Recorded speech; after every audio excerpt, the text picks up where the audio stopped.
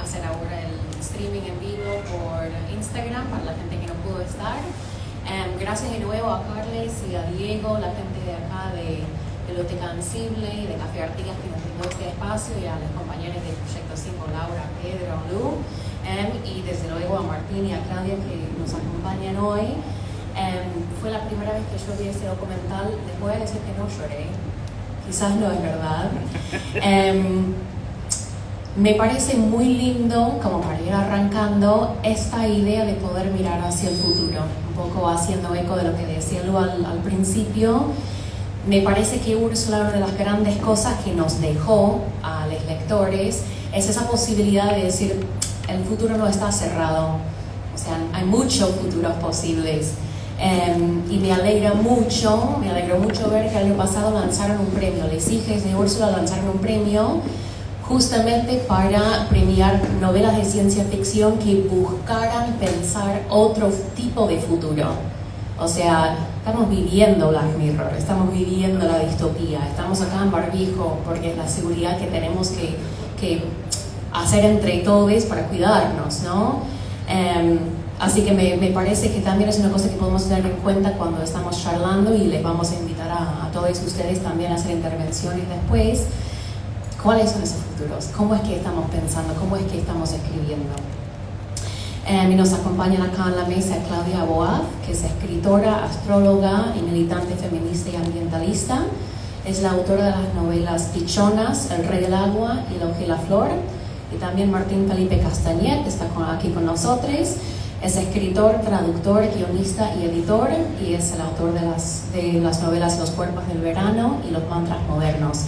Los dos son grandes amigues tanto de Proyecto 5 como de la Biblioteca Ansible, así que muchísimas gracias y ya damos lugar a sus intervenciones.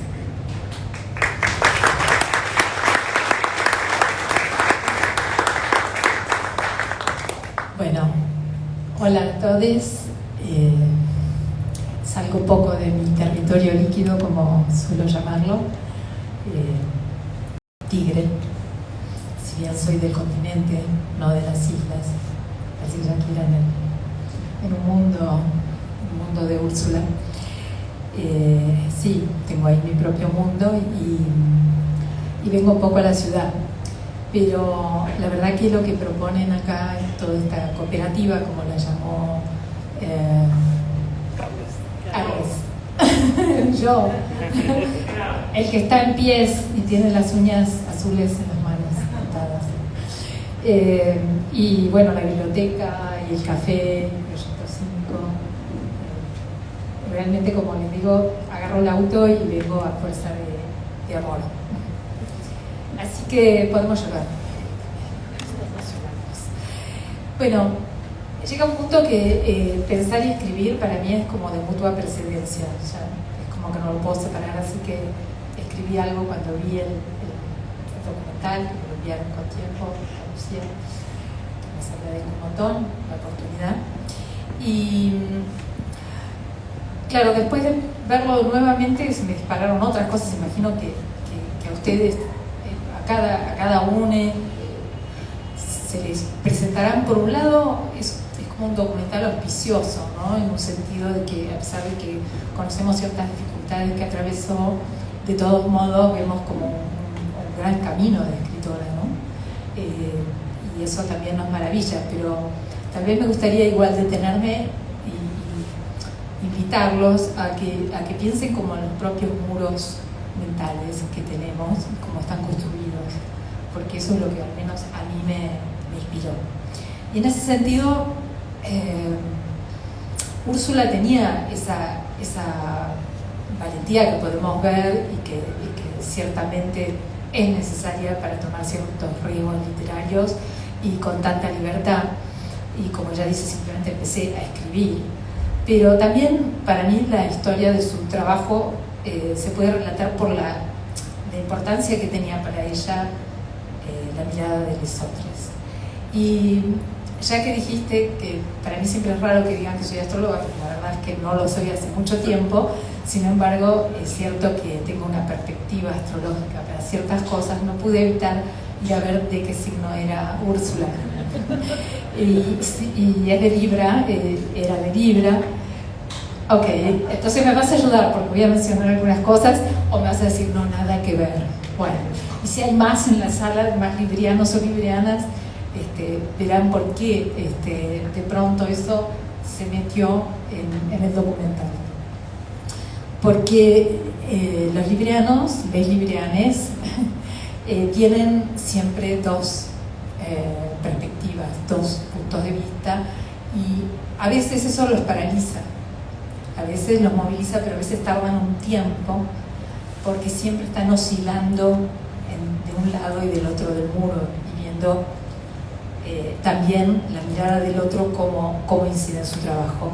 Y entonces, en ese sentido, quería decir que no fue tan fácil, digamos, es una carrera exitosa, sí, claro, pero tuvo que sumergirse y conocer los muros de su mente, los muros culturales, y no fue tan sencillo como acá, lógicamente el documento lo pintan y van avanzando como a grandes trancos.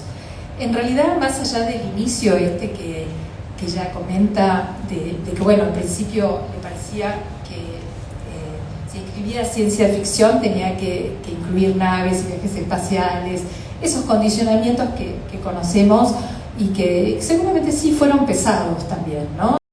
No hay que tomarlos a la ligera porque, digamos, por eso los invito a observar como los condicionamientos que tenemos, ¿no? Porque vos decís, bueno, podemos pensar en el futuro, pero digamos, ¿cuáles son los condicionamientos no afuera, sino internos que tenemos para poder pensar en esto? Y este documental a mí me invita a pensar eso, y vuelvo después a lo de Libra. Entonces, cuando ella en un momento cuenta, dice, bueno, en el 68 le propusieron escribir una novela para adultos jóvenes, cuenta que pensó en El Mago de Terramar como una escuela de magia, y habla siempre de ella, de sus experimentos mentales, ¿no? Que como también me gusta a mí referirme a la ciencia ficción. Pero El Mago de Terramar, cuando llegó a mis manos, fue a mediados de los 80. En ese momento, te confirmo lo de astróloga, yo estaba armando la escuela de astrología junto a Eugenio Caruti y otros, que se llama Casa 11, que continúa hoy 30 años después, y estábamos armando concretamente el programa, qué es lo que queríamos dar, cuál era la perspectiva de esa mirada. Así que estábamos a pleno con la estimulación de experimentos mentales. Y si bien ella, cuando menciona El Mago de Terramar, se centra más en el poder de la palabra, ¿no? Respecto a este libro, yo había tomado otro aspecto para mis clases de astrología y comencé a usar un suceso que me había impactado un montón para que se generara en los alumnos un entendimiento respecto de ejercer la astrología. Y era cuando Ged, el aprendiz, finalmente se recibe de archimago con todos los dones y entrenado en todos los poderes mágicos. Y ahí toma una decisión que es la marca de su sabiduría. Están él y otros en un barco pequeño, no sopla el viento suficiente como para impulsarse. Sus compañeros de viaje comienzan a reclamar que invoque sus poderes y llame al viento para avanzar. Ged, luego de meditarlo, les dice que no lo hará porque si saca el viento para su provecho de otro lado, dejará sin viento allí donde debe soplar y va a desequilibrar el mundo. Le Guin dota al personaje de otra cualidad, y ahí viene lo otro que dijiste, de activista ambiental, que es un anti-extractivista, porque entiende cómo funciona la biosfera, cómo opera el desequilibrio de la mano de las personas sobre un sistema cuando se extrae un recurso. Siempre sucede una pequeña o gran catástrofe.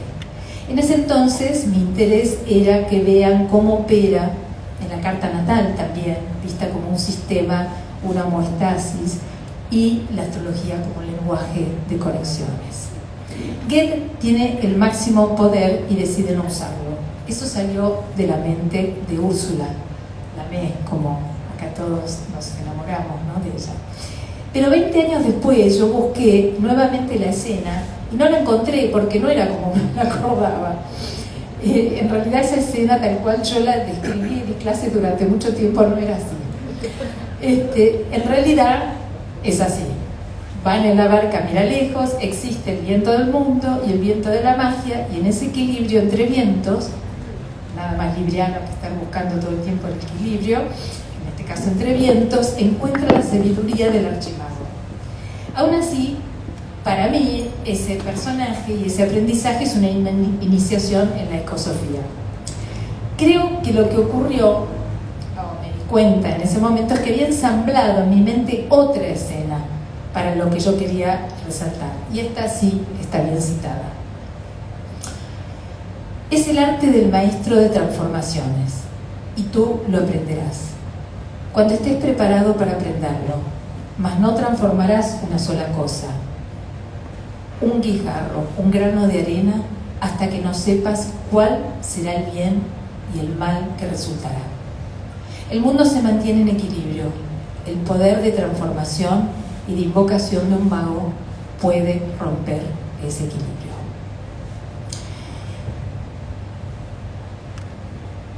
Bueno, era aquí donde a los alumnos les decía, cuando conozcan la astrología no la usen, ¿no? O no la usen en el sentido de las profecías, ¿no? De adelantarse al futuro. No quieran perfilarse como aquel que tiene un conocimiento y lo usa también para su propio beneficio, sino más bien entiendan que es un lenguaje de conexiones. Bueno, pero entre otras dificultades que les esperan a los escritores y que ya creo que las atraviesa todas, y como volviendo al tema de los muros internos, como dice el inspector, tengo miedo de escribir, es tan peligroso, quien lo ha intentado lo sabe, peligro de hurgar en lo que está oculto, pues el mundo no está en la superficie, está oculto en sus raíces sumergidas en las profundidades del mar. Y entre los peligros está la sujeción cultural de nuestras propias ideas. Ella había observado, como acá menciona su padre antropólogo, que establece una relación estrecha con un indígena californiano, pero ella no se atreve a escribir de eso porque a ella le cuesta mucho entrar en esa zona de exterminio en la que se siente una representante colonial. Entonces la encontramos de nuevo oscilando entre lo que le inquieta y lo que debe o puede escribir. Ahí fue que decide escribir acerca del daño e imagina Ecumen, y lo cuenta en el documental como un consorcio pacífico y un nuevo laboratorio para experimentos mentales. De esta saga surge La mano izquierda de la oscuridad.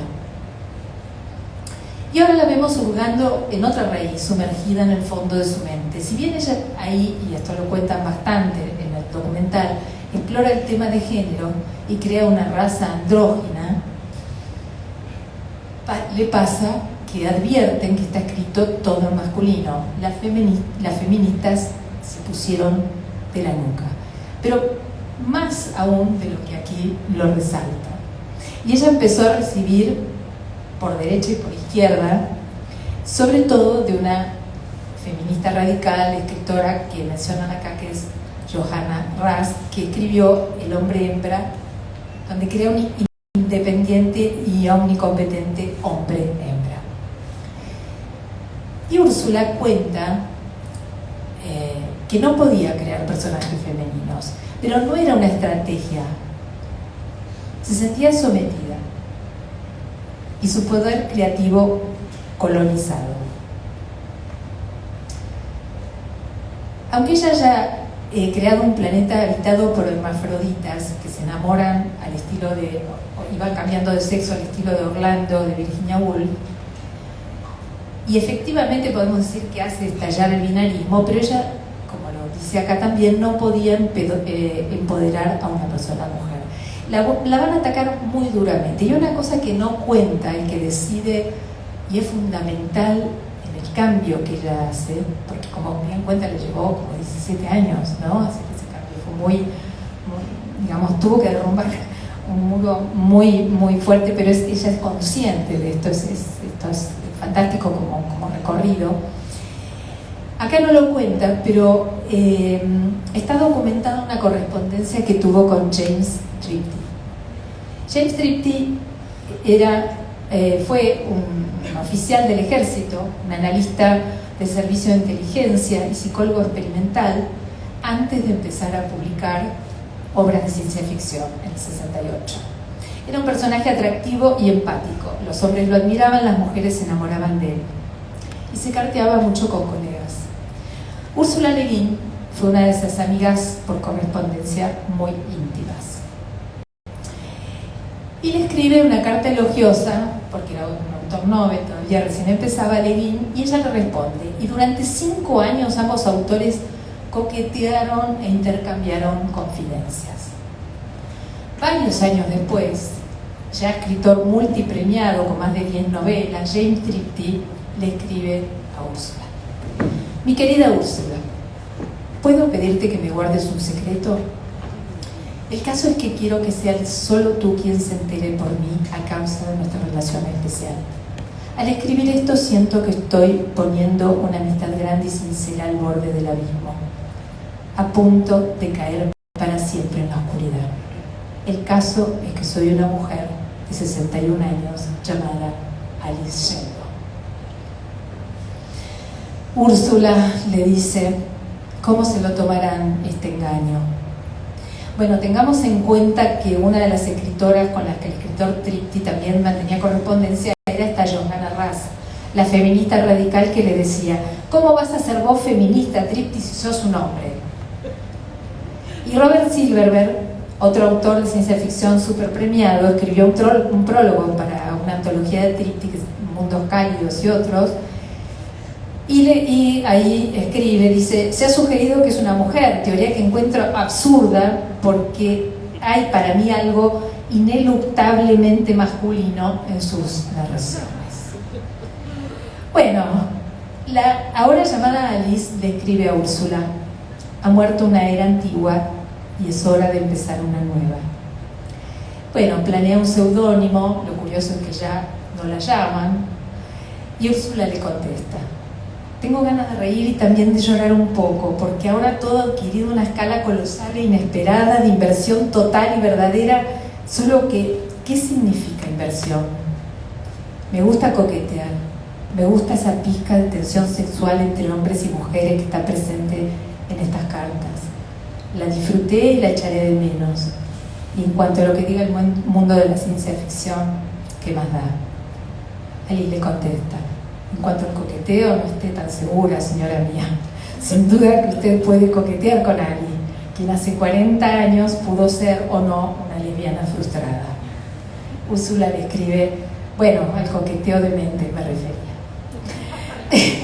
Bueno, pero a partir de esto, Úrsula se confiesa también con ella, siente que tiene una oportunidad ahí de contar y ir a tocar los ladrillos de ese muro que ella tenía que le impedían empoderar personajes femeninos. Y todo, ella venía como campeando las críticas, diciendo, bueno, lo que pasa es que yo admiré mucho a mi padre, tuve hermanos varones a quienes admirar, fui madre, estuve ocupada con mis hijos, pero le cuenta a su ahora amiga Alice que le estaba llegando una virulencia, pero estaba pasando mal. Acá se sobrevuela, pero la estaba pasando mal. Y la cuestionan duramente.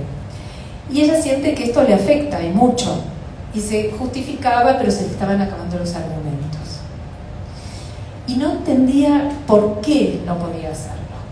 Porque bueno, racionalmente una mujer inteligente, culta, por supuesto lo podía argumentar. Pero lo que más se había acercado era un andrógino, un par de ocasiones un matrimonio, pero ella sentía que no podía producir una heroína. Y de repente se pregunta, ¿pero quién le da las órdenes a mi genio? Mi genia. A partir de ahí es que en sus textos tardíos y a partir de, como suele ocurrir, ¿no? Que no son las cosas ni los eventos los que verdaderamente nos cambian, sino las relaciones. Y a partir de esa relación es que ella tardíamente puede escribir en 4 caminos hacia el perdón, en el 95 y en el relato del 2000, desde la perspectiva femenina. Bueno, en este punto yo estoy casi llegando a lo que más me interesaría comentarles, pero no quiero acaparar más el micrófono. Y lo dejo esto en el borde de la poética y la política y los desposeídos, que en realidad es mi libro preferido. Así que, pero bueno, dejo acá. Ahora te quiero.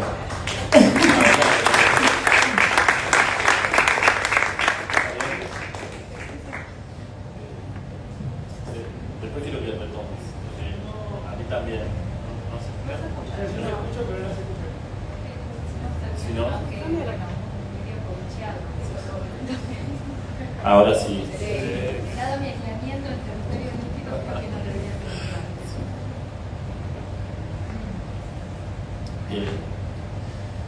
Los desposeídos también es mi novela favorita. Salvo que no es mi novela favorita de Úrsula, sino mi novela favorita. Sí. Así que, de hecho, Los desposeídos. Entonces, después me gustaría que habláramos específicamente de esa novela. Bueno, quiero agradecerle a los organizadores por estar acá, lo cual es muy especial después de todos estos años, y también obviamente por haberme invitado, porque recién veía en el documental, que es la primera vez que lo veo por otra parte, estaba viendo a este público, ¿no? en la librería donde ella va a hacer el evento, y decía qué afortunado, ¿no? La posibilidad de que esté Úrsula ahí dando vueltas, no necesariamente por el país, pero no, digamos, uno puede decir, che, bueno, voy allá, voy a Neuquén o a donde fuera, ¿no? Y tener la posibilidad de escucharla en vivo. Pero después pensé dos cosas. La primera es, bueno, pero yo fui contemporáneo a ella, ¿no? Fui testigo de cómo iban saliendo algunos de sus libros, los últimos, ¿no? Pero me acuerdo por ejemplo, me acuerdo ese entusiasmo cuando se publicó Cuentos de Terramar, ¿no? Diciendo, al fin sale Cuentos de Terramar, cuando salió En el otro viento.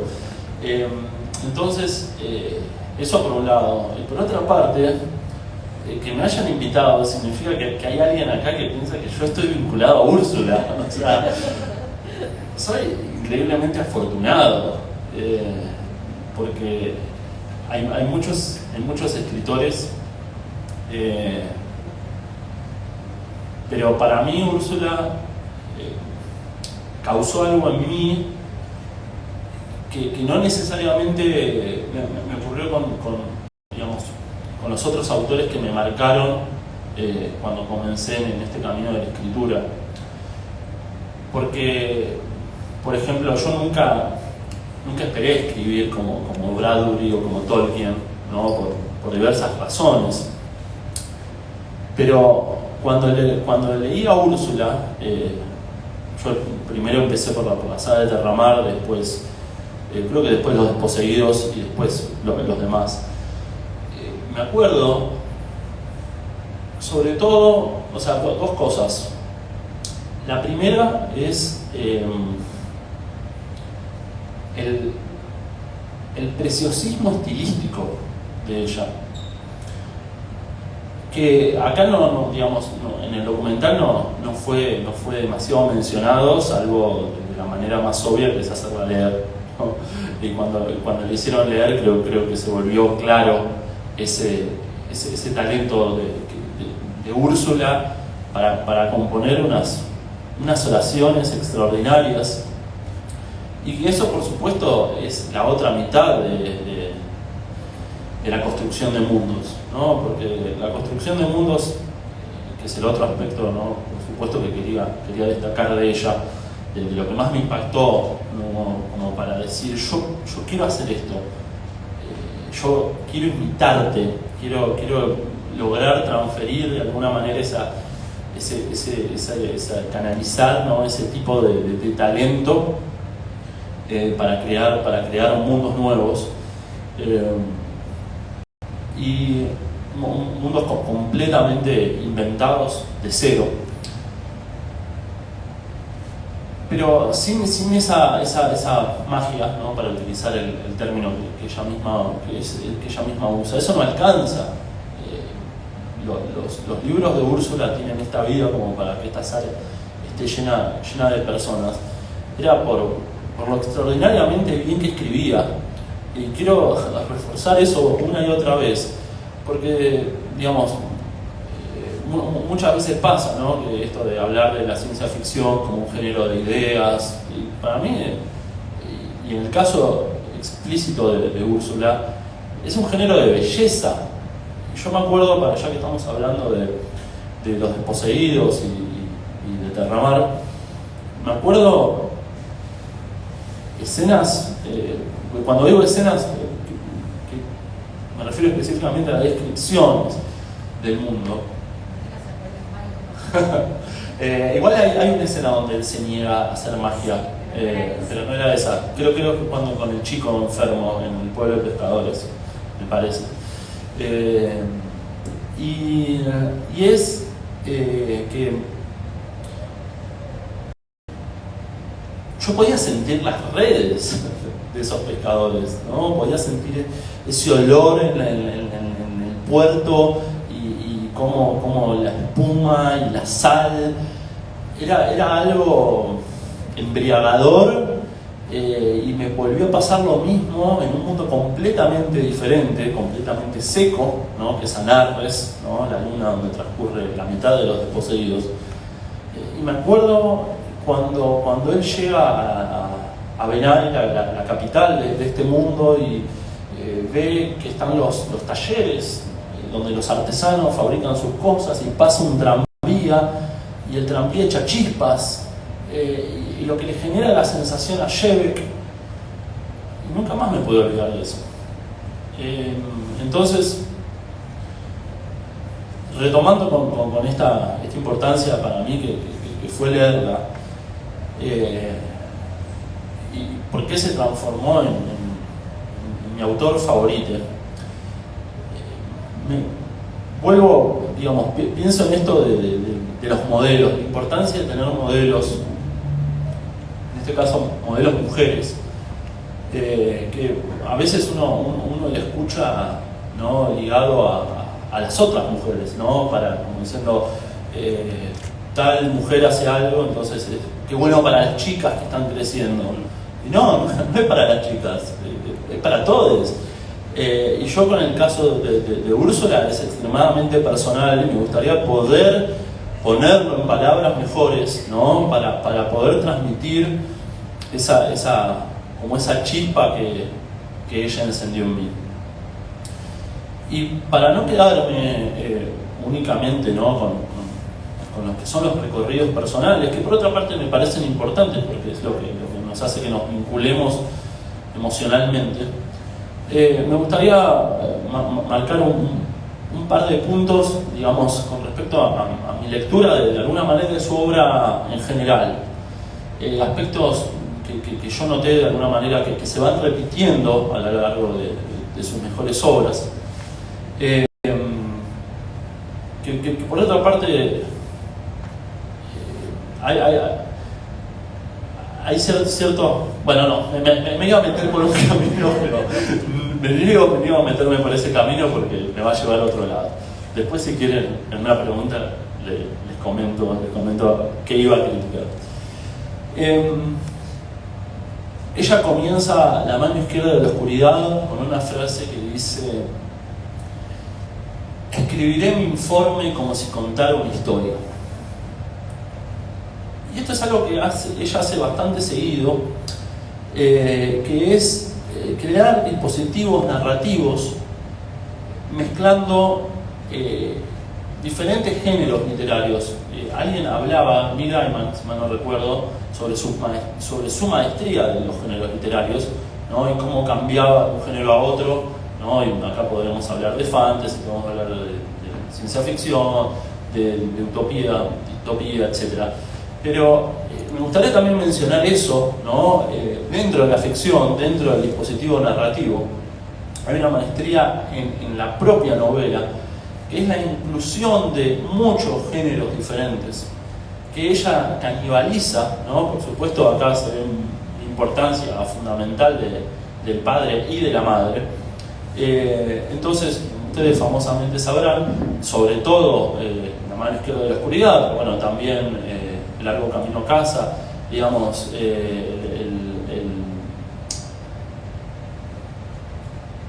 están construidos a partir de narraciones intercaladas. Así como en Los desposeídos está intercalado estos dos mundos, que es el mundo capitalista y comunista, no hay que olvidar eso, versus la luna anarquista. Esto, por otra parte, ya había tomado de Faulkner, específicamente de Una rosa para Emily. Lo hace en muchas de sus novelas. Entonces, yo dije recién informe, crónica, relato mítico, ¿no? Como hacía su padre, ¿no? Acá de alguna manera uno puede ver esas formas de tomarlo, de asimilar, digamos, su formación. Y eso, además de señalar esa maestría, me gustaría dar vuelta a la frase, porque fíjense la astucia, ¿no? Escribiré mi informe como si contara una historia. Y ella está haciendo exactamente lo contrario, ¿no? Escribiré mi historia como si contara un informe. Y de esa manera, a ella le permite hacer un rango de cosas extraordinariamente amplio. Bueno, El nombre del mundo es bosque también tiene esto intercalado. Fíjense, no casualmente sus mejores obras. Una de esas cosas es meter científicos protagonistas. Ya que estábamos hablando como si yo hubiera estado hablando con Gaiman, ¿no? Pero ya que estábamos charlando con Neil, mi amigo, sobre la diferencia entre la ciencia ficción dura y la ciencia ficción blanda, la importancia de la ciencia ficción blanda o la New Wave es la introducción no solo de esto de un hincapié mayor en los recursos de la ficción, sino también el ingreso de las ciencias blandas, como la antropología, la sociología, la psicología, la lingüística. Les podría dar un montón de ejemplos realmente interesantes. Pero lo que permite esa introducción en el género también es la posibilidad de meter científicos protagonistas. Y eso hace que, ¿quién vio? Digamos, ahora si sacáramos, ¿no?, los libros estos de Úrsula, ¿no?, donde haya esos científicos haciendo trabajo de científicos. Porque, y yo lo amo a Harrison Ford y Indiana Jones, ¿no?, pero salvo esa primera escena donde está en la universidad, después en el resto de la película no hace trabajo de arqueólogo. Y acá no, o sea, acá hay incluso una difusión, una defensa, ¿no?, yo lo digo como académico, como investigador universitario, ¿no?, de ese trabajo de amor, ¿no?, que son estos trabajos científicos, sobre todo, digamos, de estos científicos, ¿no?, blandos, nosotros los blanditos. Y bueno, y antes de cortar, así volvemos a los poseídos y a todo lo que queremos charlar. Lo otro que quería señalar es algo que Claudia ya refirió, que es el tema de los binarismos. Úrsula, y esto creo que es lo que más me gusta de su obra, todo el tiempo está destruyendo binarismos. Su lucha es una lucha contra las falsas dicotomías. Entonces, podemos empezar por las genéricas, ¿no? Varón-mujer, fantástico versus realismo, utopía-distopía, pensando en lo que hace de los desposeídos. Pero a la vez hay otros.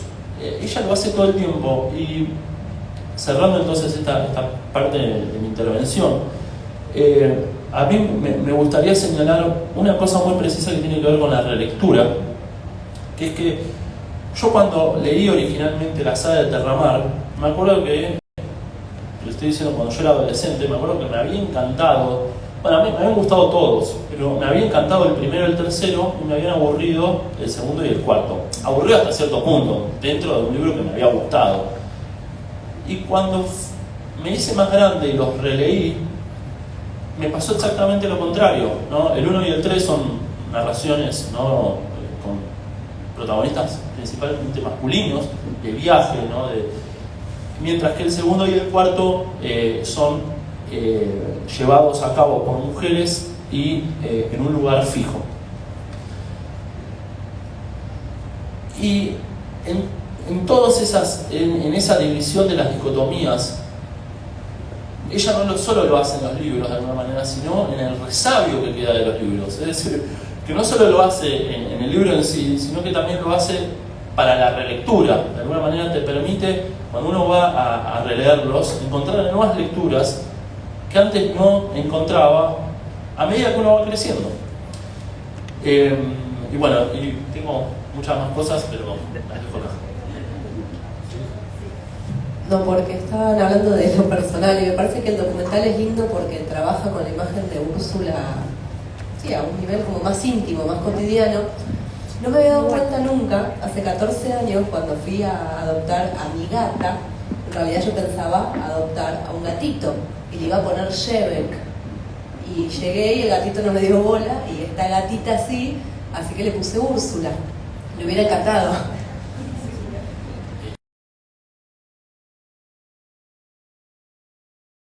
El almohadón. No sé si se queda tirada mucha.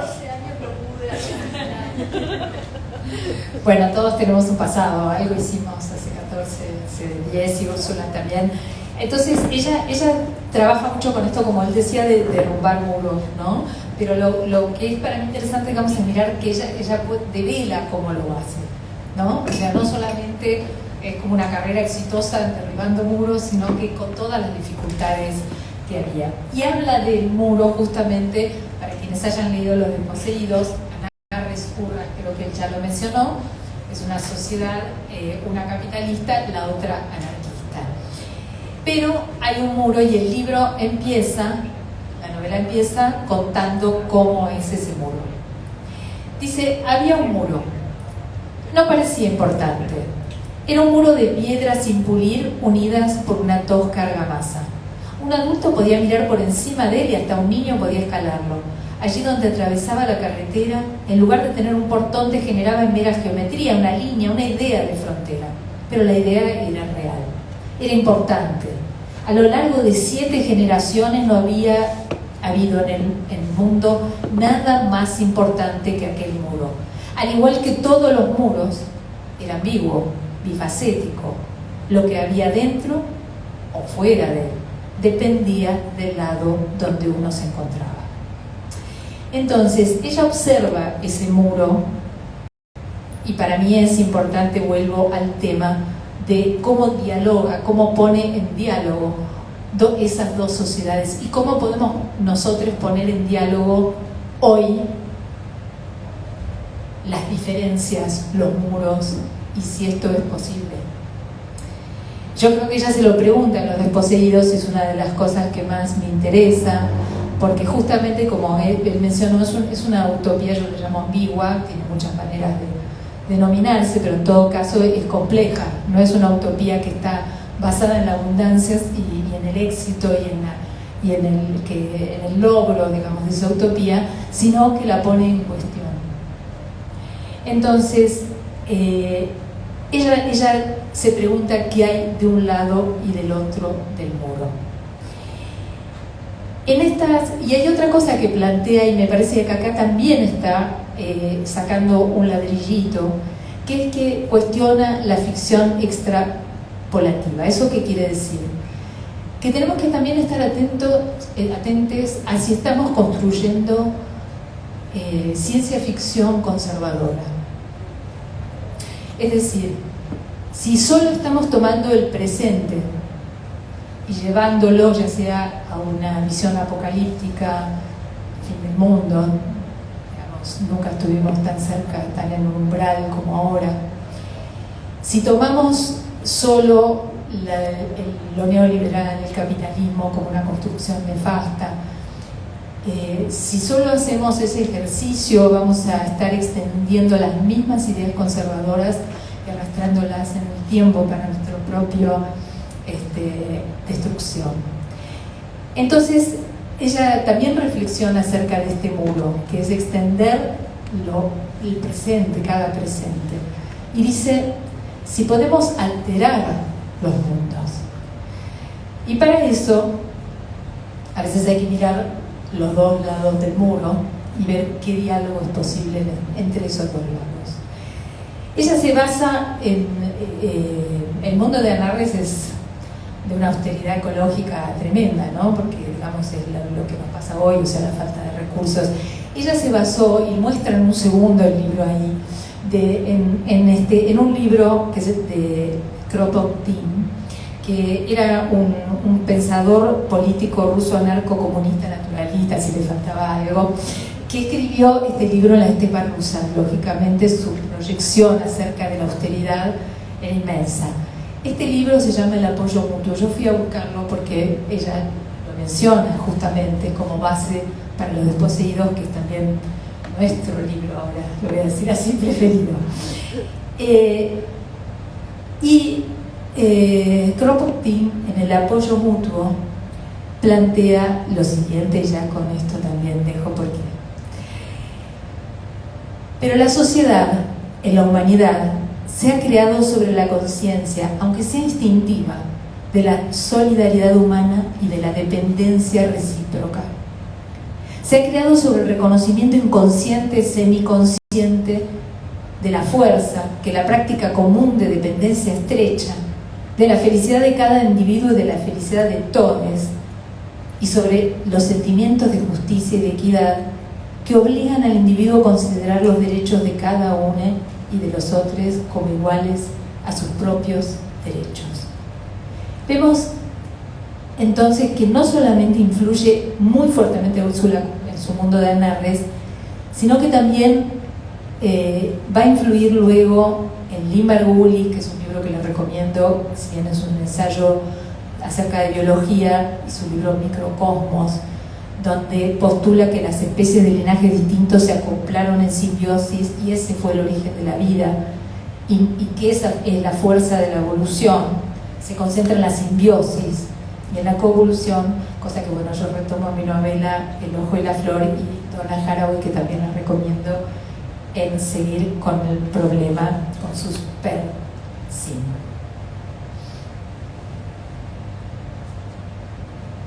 Bueno, o sea, muchos bocados y muchas ideas, o sea, estoy segura de que habrá algunas intervenciones del público también. Martín, ¿querías agregar algo rapidito y después pasamos a preguntas, intervenciones, te parece? Con Claudia estamos perfectamente sincronizadas porque hay justo una de las cositas que estaba a punto de decir y que no pasó, era precisamente sobre el muro. El muro es una presencia concreta, no solo simbólica, constante en la obra de Úrsula. Pero es un muro muy interesante porque siempre es un muro bajo. No es el muro de Berlín, ¿no? Con el alambre de púas y la imposibilidad de saltarlo a menos que uno tenga una escalera o una grúa. Es un muro bajito. Y ese muro bajito también aparece en Terramar, en el mundo de los muertos, ¿no? Es como la entrada al mundo de los muertos. Y hay una cosa que me impactó mucho en El otro viento, el quinto libro, bueno, el sexto, si incluimos los cuentos de Terramar. No me acuerdo nada de ese libro. Tengo que releerlo porque lo leí cuando salió, hace mucho tiempo ya. Pero hay algo que sí me acuerdo, que es que en un momento te dicen, no, pero esto que separa el mundo de los muertos, ¿no? Que leíste en los 4 libros anteriores, no es natural, es artificial también, ¿no? ¿Vos qué te pensabas? Que es de vuelta una falsa dicotomía, ¿no? Cuando uno ya había aceptado eso como parte, digamos, de lo simbólico, ¿no? Úrsula vuelve, vos mencionaste los ladrillos, ¿no?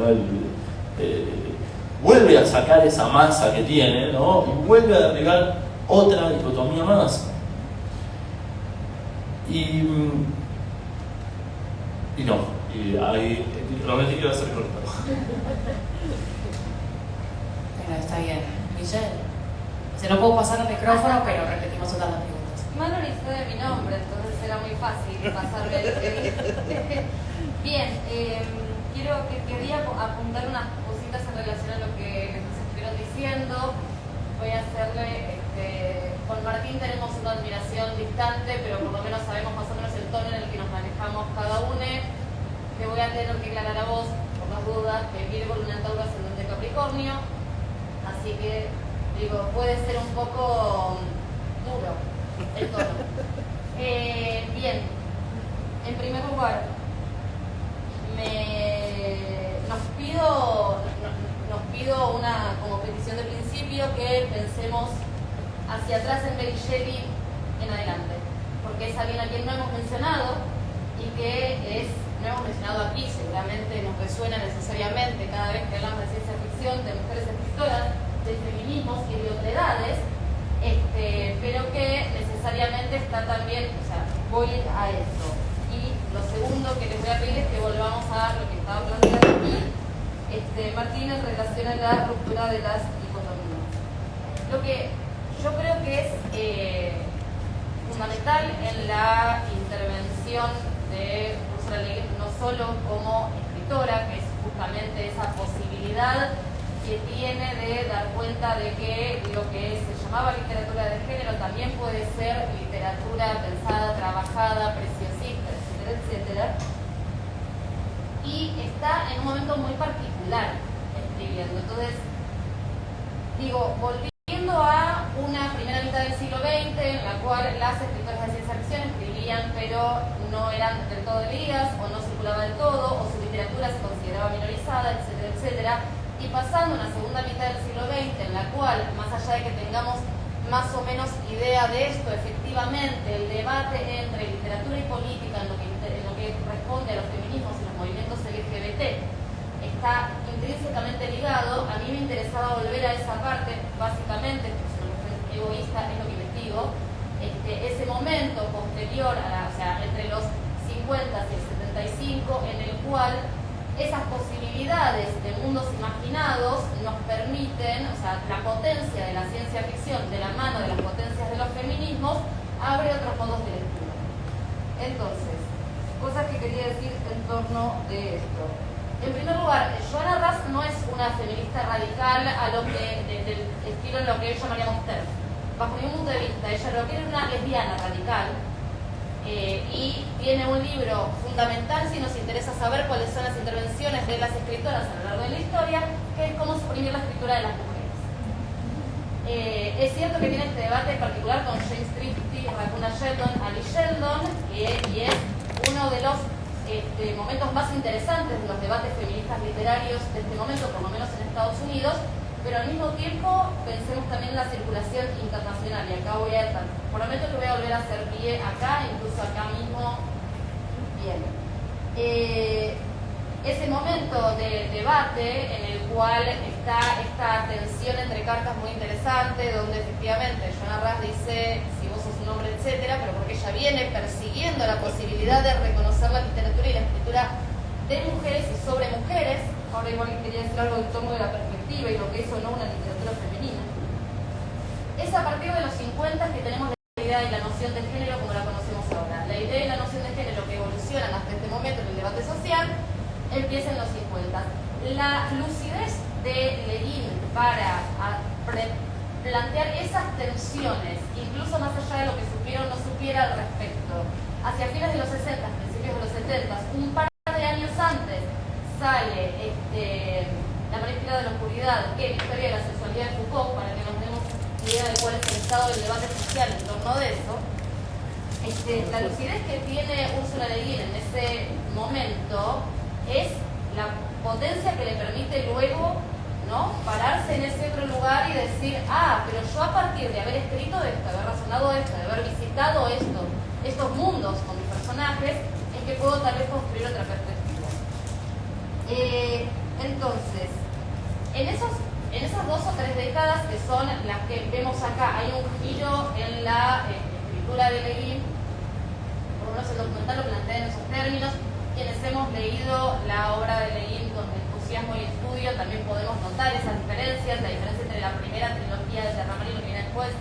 Igual a mí me pasó con Las tumbas de Atuán, que cuando lo leí en mi adolescencia primera, más allá de la cuestión de los nombres y demás también me pasó que me pareció muy impactante la constitución de esa subjetividad femenina, porque estaba diciendo algo sobre la subjetividad femenina, no le estaba dejando de lado. Luego Ursula Le Guin es muy autocrítica, entonces toma esto, escribe, vieron ese cuento que está en Las 12 moradas del viento, donde retoma invierno y lo hace con pronombres femeninos, una práctica escritora que también habían tenido Wittig, Johanna Ras y demás. Digo, todo esto es parte de un debate, es mucho transportado, y a eso voy.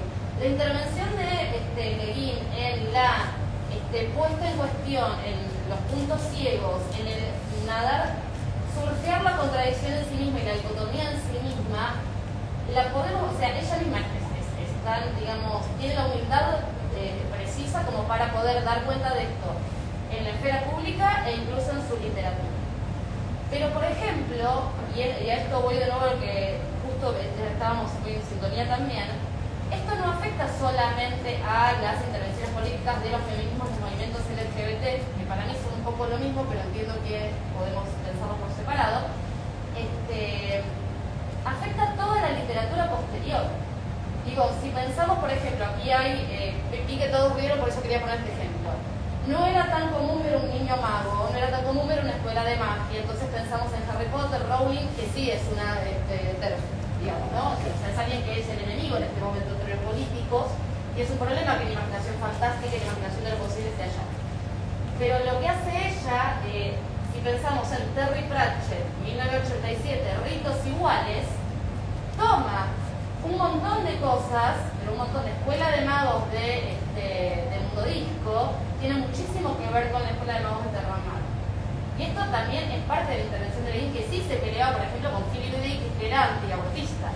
Entonces digo, y estuvieron medio al mismo tiempo. Entonces, digo, toda esta capacidad de intervenir políticamente, incluso más allá de lo que le dijera o no el canon, para mí es ahí donde tenemos que poner el ojo, porque la empezamos, es como que vemos, a veces siento, el debate cerrado de las instituciones, entonces la vemos a Le Guin con mucha agallas, cuya traducción sería pelotas, tal vez, un poco raro, diciendo, bueno, porque el mundo posible en realidad es otro, yo qué sé cuánto, no hace falta que toda la literatura sea guita, pero ella lo hace esto al final de su carrera, lo dice. Y no necesitábamos que lo dijera, porque ya había transformado la literatura de ciencia ficción en la segunda mitad del siglo.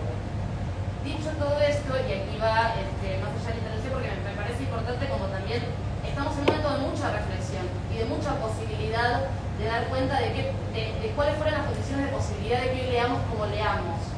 Entonces, todos esos intercambios no son individuales, no es solamente la potencia de un genio, es la posibilidad de ser la hija de uno de los antropólogos lingüistas más importantes de California y llevar eso a que todo el mundo entienda la otredad de otra manera. No es muy distinto a lo que había hecho en su momento Mary Shelley, y con tanto tiempo tardamos en reconocérselo.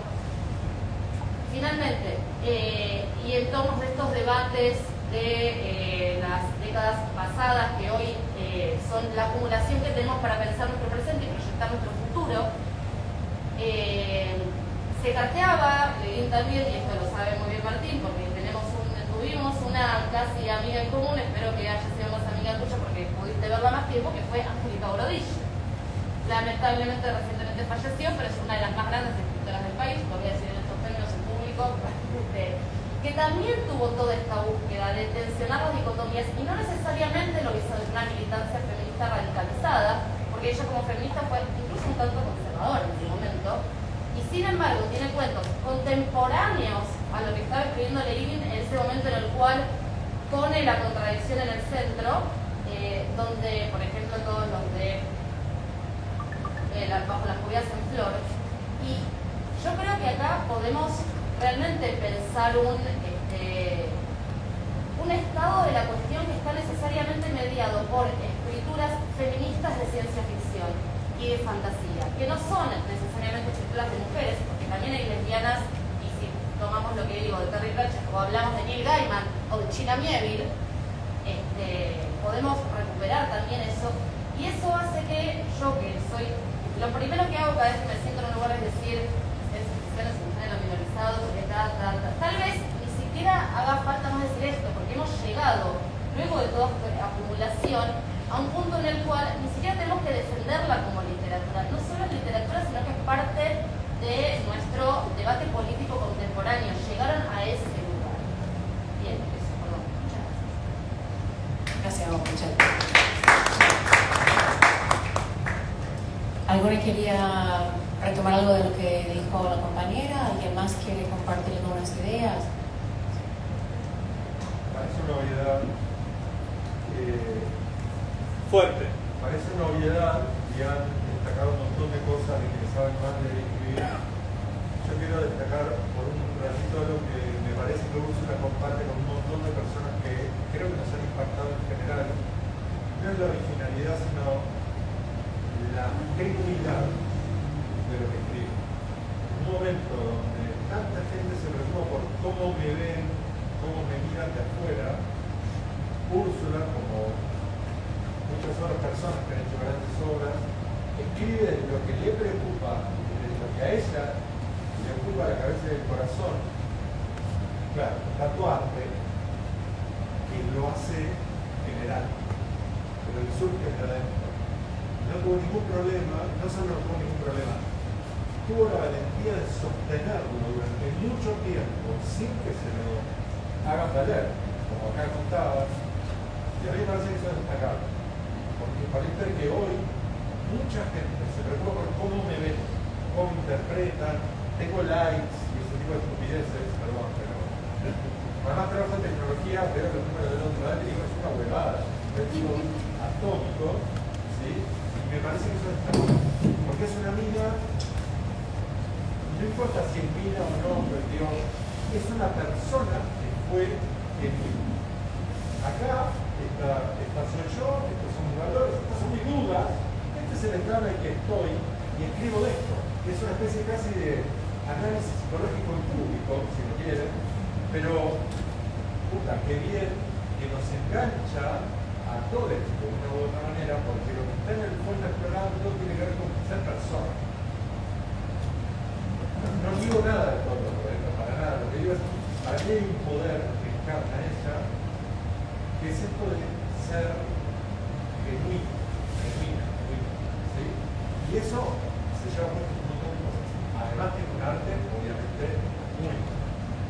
Pero esa sensibilidad que vos decís, donde sus problemas están totalmente enganchados por lo que sucede, hace que su obra sea, puede ser universal, porque nos olvidamos que hay un montón de otras culturas. Pero dentro de estas culturas cercanas a nosotros, tenga el impacto que tiene. Y años más tarde, la seguimos leyendo y siguen teniendo la misma vigencia. Porque ahora lo que es profundo y que compartimos todos. Y me parece que súper valiente de su parte y me parece que eso es particular. Destacar.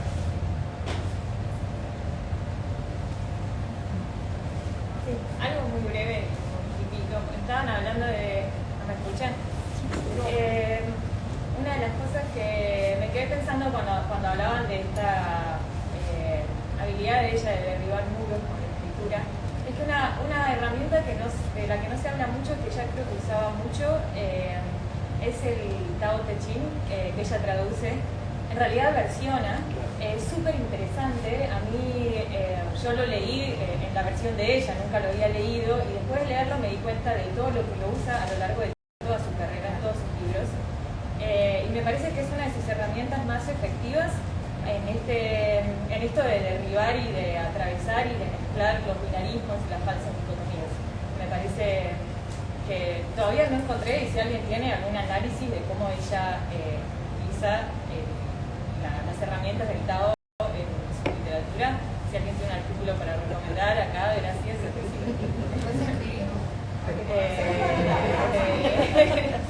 Si alguien lo tiene, sería interesante, pero trabajamos con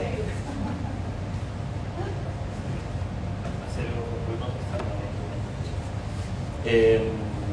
Un par de cositas a partir de estas reflexiones. Michelle mencionó los debates de Úrsula con Philip Dick, y me parece que hay un elemento ahí que me puede conectar bien con lo que ella mencionaba y con algo que era lo que yo quería comentar y no lo hice. Le Guin y Philip Dick fueron compañeros de colegio del mismo año, pero no se conocieron. Pero bueno, hay que imaginar que fue un establecimiento bastante grande donde cursaron, lo cual igual ya lo hace bastante notable. Y se terminaron conociendo después, ¿no? De esta manera epistolar, ¿no? Y eventualmente en los congresos, ¿no? y encuentros, ¿no? del mundo ciencia ficcional. Pero a mí lo que más me interesa de eso es que en un momento Úrsula le hace una crítica en medio. Ellos debatieron antes y después de esto, pero en un momento ella le hace una crítica y le dice todos tus personajes femeninos son muy planos, ¿no? Y efectivamente eran siempre la esposa de una chica en tetas como oficinista, muy ligado a lo que había sido el origen de Philip Dick, que era, ¿no? la edad de oro, que no era lo que él escribía, pero que permanecían rastros, ¿no? Philip Dick le hace caso, y para la siguiente, creo que fue Timothy Archer, logra hacer un personaje femenino complejo y le escribe agradeciéndole. Y quería mencionar esto porque, bueno, primero volvemos a Úrsula, ¿no? Cartista, pen pal, ¿no? Digamos, haciendo bien por ahí. Pero también porque, digamos, lo podemos comparar con otro tipo de crítica, ¿no? Que es esta crítica de, por ejemplo, los pronombres y si su obra era feminista o no era feminista, cosa que a mí, en mi ignorancia, me parece algo que frente a la crítica que ella le hace a Dick, ¿no? Que le está señalando un error, digamos, una falla garrafal, en su caso la obra de Úrsula hasta ese momento ya venía siendo maravillosa y de hecho, fíjense, digamos, que hay como una apropiación muy linda de la crítica en su vida y en el documental, porque muchas veces en este tipo de documentales mencionan la crítica, ¿no? como algo a superar, ¿no? Como algo de, ¿no? Y esta es la etapa, ¿no? En la que lo bombardearon y tuvo que guardarse unos años, ¿no? Y como algo malo, ¿no? Como algo que es ciegos los críticos, ¿no? Y acá, que incluso, digamos, a mi sensación es que, digamos, esas críticas que recibió fueron muy exageradas, porque creo que están los textos, ¿no? como prueba de eso. Ella hizo esto lindo que decía, es tomar las críticas, ¿no? como lo que son, una manera de empujar hacia lo nuevo, que es lo que ella estaba pidiendo, y termina consiguiendo algo que no es escribir mejor, porque no es que porque ella toma estas herramientas escribe mejor en el futuro, en esta segunda etapa, sino lo que hace es escribir diferente. Ya escribía bien antes y sigue escribiendo bien después, pero con otros recursos. Y que un autor encuentre la manera de escribir diferente, es decir, de que siga teniendo ánimos de escribir, eso ya a mí me parece fenomenal. Entonces me parece que ella hace algo realmente,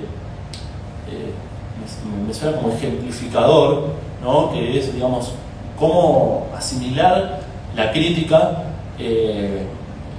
para continuar la práctica literaria. Ella está como todo el tiempo interrogando su propia escritura. Por eso yo digo, ella ve el muro, ella mira el muro, observa el muro, de qué está hecho, cómo es, y lo mira dentro de ella también. Esto me parece que es lo que produce, en definitiva, es escribir diferente.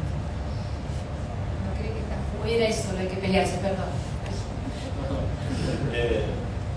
Y después, con respecto a la pregunta sobre el Tao, yo tengo, no me acuerdo si estaba únicamente digital en página web, no me acuerdo si como en Google, ¿no? Creo, o sea, no lo tengo en PDF, pero había un artículo muy bueno sobre el Zen, no sobre el Tao, pero bueno, obviamente lo mencionan al Tao. Y yo trabajo mucho con literatura japonesa. Entonces a mí me encanta cómo ella retoma y adapta las religiones y filosofías asiáticas. Una de ellas es por supuesto el Tao, pero hay otras. Yo voy a mencionarles la que sé, que es ligado al Zazen, la meditación Zen. Y hay una parte, digamos, la escena central en la mano izquierda de la oscuridad, que es cuando va Gen Liai visita el templo, ¿no? Donde, digamos, puede presenciar, ¿no? Este proceso, ¿no? Mediante el cual cambian de género sexual. Y todo lo que gira en torno a la filosofía es precisamente bastante inspirado en el Zen. Me acuerdo de la persona con la que yo practiqué mucho tiempo meditación, que es Alberto Silva, que estuvo varios años acá, ahora se volvió a Barcelona, pero escribió unos libros increíbles si los quieren buscar. Y él que desarrolló, como hacía Úrsula, un tipo de meditación laica, hablaba todo el tiempo de esta meditación como una forma de un mecanismo o un dispositivo para desarmar los binarismos. Entonces, no es casualidad que yo haya usado esa frase, porque me parece que está íntimamente ligado a por qué Úrsula toma estas disciplinas asiáticas. Porque es precisamente lo que le permite llegar a estos lugares. Y hay muchas marcas de eso, como el Pescador del Mar Interior, donde el personaje es descendiente de japoneses. Para mencionar que el personaje Gen Liai, Ai en japonés significa amor. O sea, no me parece casual, ¿no? Hay un par de influencias ahí muy claras, ¿no? Donde se ve una inspiración de Úrsula por, como ella diría, los 4 cuadrantes, ¿no? Las 12 moradas del viento, ¿no? Que no es solamente, por ejemplo, la tradición nativa americana, sino también por fuera de las fronteras del continente americano. Me gustaría agregar un aspecto de ella, porque si no siento que falta, que es el aspecto de su mirada socioambiental. Porque, digamos, si bien yo creo que ya está claramente en Los Desposeídos, y donde ella, digamos, utilizando la poética, se interna en la política, y si estás mirando la política tenés que mirar lo socioambiental. Entonces ella después también tenemos esta obra que es El nombre del mundo en bosque, que bueno, no solamente la explotación, la colonización, sino el tema de los árboles, y cómo se identifican esos seres, ¿no? Digamos, yo diría que es la primera novela multiespecie también, ¿no? Y en ese sentido me parece que, digamos, hay algo más que se abre en una persona como Úrsula, y creo que es un camino como inevitable de toda esta reflexión, que por supuesto también esto que ustedes están nombrando, que es el aspecto que yo menos conozco de ella, del Tao y de la filosofía Zen y demás.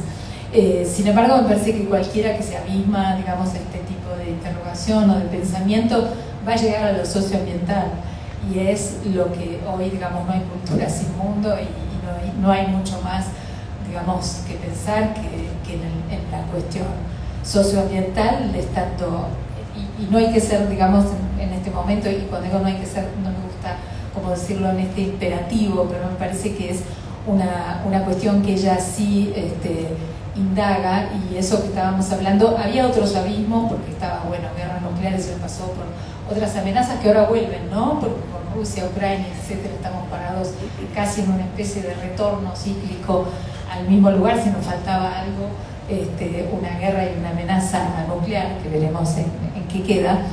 Pero, digamos, muchas veces la imaginación se manifiesta más cuando estamos al límite del caos. Y esta es un poco la sensación que creo que todos estamos habitando, ¿no? Y en este punto me parece que, como ella se habrá preguntado, yo por lo menos pregunto qué es lo que nos conmueve, ¿no?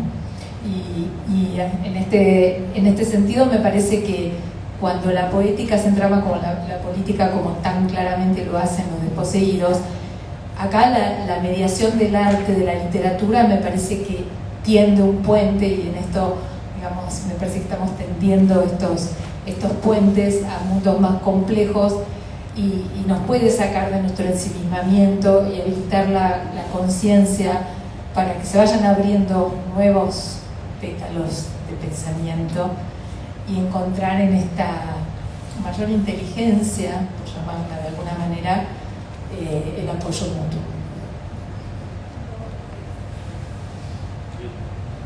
Listo, o sea, un último comentario, 1, 2, 3 cuartitos y bueno. No, yo quería hacer una reflexión, una pregunta a... un comentario en relación a esto de... Me quedé muy colgado con la... No sabía que había una ciencia ficción blanda y una dura. Yo invertiría, la dura es la que se pregunta sobre la humanidad, que sigue siendo dura para todos de inquirir y de preguntarnos, no la que se pregunta sobre los libros. Es una reflexión estúpida e insignificante en relación a lo que me pegó a mí cuando leo ciencia ficción. Y hay un recorrido interesante dentro de Angélica Dorniger, y creo que es su primera novela, La Fuga de su Flor, y la última de Edith, que es la presentación de Timothy Archer, y que justamente en esas dos novelas la persona se pierde, no está el escritor presente. De hecho, no hay un personaje fuerte en Timothy Archer. La voz de Dick es femenina. Y en la voz de La Fuga de su Flor no está tan presente para mí la voz femenina que está en Carpa Imperial o en Juego de Mango, como está diluida la voz que escribe. Y creo que la ciencia ficción, y ahí discrepo con lo que nombraba recién en relación al entorno ambiental, la frontera de la ciencia ficción es la humana, la única que para mí es interesante, y no sé si creo que la amenaza en relación a la ciencia ficción, la amenaza vigente es cuando justamente esa voz que necesita y ahí concluyendo con lo que dice acá nuestro compañero de la voz externa aprobando, y en relación a la autocrítica de Úrsula, ahí me parece que es la frontera de la ciencia ficción, cómo quien escribe logra transmutar algo de su propia voz y preguntar su propia voz a través del dispositivo de ficción. Y me parece que es la única frontera de la ciencia ficción. Y quería hacer una pregunta en relación a qué pasó con yo también hago un paralelismo constante entre Úrsula y Angélica. No, en relación a Philip K. Dick, creo que otras veces también logró diluirse en su voz, y me parece interesante. Como, bueno, no importa, que otras novelas, por alguna, pero me pregunto dónde Angélica volvió a escribir como en Las Fugas de su Flor. Porque la busqué y la encontré más. Mi adolescencia, en mi caso, fue por etapas, una la tuve a los 13, después a los 20, a los 25, y a los 30, a los 35, mi adolescencia me acompaña como una sombra. Y siempre busqué esa voz de Angélica en otras novelas y no la volví a encontrar. Más bien se diluyó en una idea de literatura latinoamericana, también más ligada a Cortázar y tal, y ahí me perdió. Entonces, me parece que algo de esa adolescencia que en Úrsula Le Guin se vio, me parece en todas sus obras, justamente porque se replantea si no se transforma en referente y se enoja con ser referente y se autocritica y vuelve a buscar y vuelve a encontrar su voz escribiendo. La pregunta, perdón, en la introducción, pero para localizar, ¿dónde volvió Angélica? Por ahí no estamos hablando de Angélica, pero bueno, ¿dónde volvió a escribir Angélica como en Las Fugas de su Flor? Y me pregunto eso, cómo preservar ese principio activo de la ciencia ficción que dura, que es la que nos plantea universos posibles internos, ¿no? Y no la locuacidad escena científica, sino la importancia de los recursos estilísticos y del planteo profundo para que la voz se pueda perder y reencontrarse a través del ejercicio estético que siempre propone un esfuerzo ético y sí, el recurso poético que implica estético y ético, ¿no? Entonces, bueno, lo que estoy tratando de hacer es como la obra póstuma de Dick, la primera obra de Angélica, y que el recorrido de humildad de Úrsula, de preguntarse en primera persona desde dónde está escribiendo ella, como única frontera de la ciencia ficción y de todo arte, en definitiva. La pregunta concreta es ¿dónde vuelvo a leer a Angélica? No sé, claro, porque claro, el que está más ligado con Angélica ahora es Martín, pero... ¿O alguien me puede decir eso? Porque... Para mí Angélica tiene idas y vueltas como cualquier persona que vive de escribir y por lo tanto no le podemos pedir a alguien que sea lo mejor de sí mismo cada vez. En segundo lugar, justo las cosas en flor de cuentos tienen, por ejemplo, los embriones de Violeta, donde el narrador donde se trabaja la subjetividad femenina y masculina, particularmente es el tema del relato, pero aparte el narrador es un lingüista. Sí. Eso por otro lado. Lo que tiene que ver con la ciencia ficción dura y blanda, Asimov era un gran defensor de la ciencia ficción dura, por ejemplo, entonces tenemos ahí un marcado punto de sobre el trabajo literario, no se lo podemos negar tampoco a Asimov. Perdón, Michelle, o sea, lamento mucho interrumpirte. Yo estoy viendo acá en la página de Claudia qué es lo que nos conmueve, realmente un montonazo de cosas. El compañero había levantado la mano, con ese comentario vamos a cerrar. Antes quiero agradecerles a todos por estar, por las intervenciones de sindicales y toda la gente que ayudó en la organización. Un aplauso, por favor.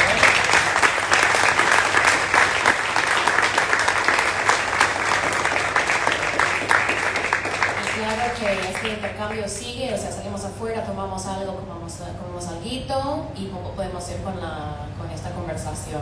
Escuchamos al compañero y vamos saliendo. Y una cosa, a ver, no tiene por qué ser el último ciclo, como dijimos al principio, Angélica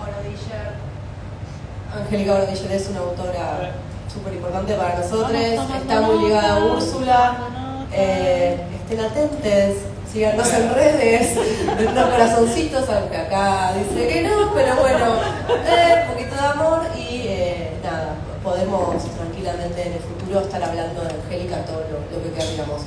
Quiero volver a agradecer había la presencia. Sí, un comentario más. Sí. De Úrsula. Una pregunta cortita. Sí. El último, en el documental, cuento que es cuando Úrsula empieza a leer, ¿saben de qué libro es? Porque la verdad que me... Ese es el Eterno Regreso a Casa, Sí. pero no es cuento, es novela, la grande. ¿Cuál? Que en un momento se vendió muy barato en la feria del libro. Ahora sale una factura. ¿no? Sí, ¿Es autoconclusiva o es...? Sí, es autoconclusiva. Ah, buenísimo. Sí. Muchas Esa. No está porque el peso sería tal que yo había derrumbado la vida. Sí.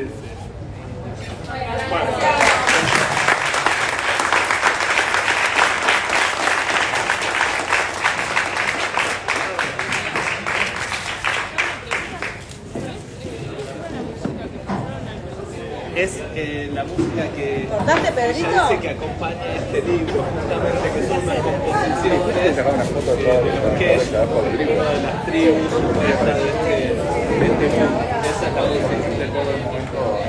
Sí, claro. Ahora te lo paso. Creo que tengo que dejar de transmitir acá.